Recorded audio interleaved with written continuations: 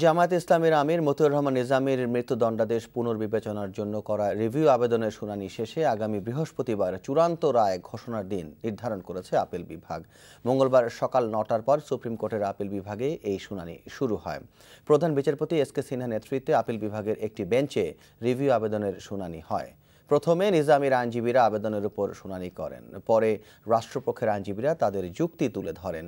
উভয় পক্ষের শুনানি শেষে আগামী বৃহস্পতিবার চূড়ান্ত রায়ের জন্য সময় নির্ধারণ করেন প্রধান বিচারপতি এস কে সিনহা নেতৃত্বাধীন আপিল বিভাগের বেঞ্চ। বৃহস্পতিবারে আপিল বিভাগের রায়ে যদি নিজামীর ফাঁসির আদেশ বহাল থাকে তাহলে সবশেষ রাষ্ট্রপতির কাছে প্রাণভিক্ষার আবেদন করতে পারবেন তিনি।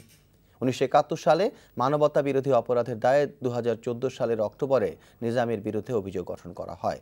মুক্তিযুদ্ধের সময় বুদ্ধিজীবী হত্যাকাণ্ড ও ধর্ষণের অভিযোগ প্রমাণিত হওয়ায় আন্তর্জাতিক অপরাধ ট্রাইব্যুনাল মৃত্যুদণ্ড দেয় তাকে।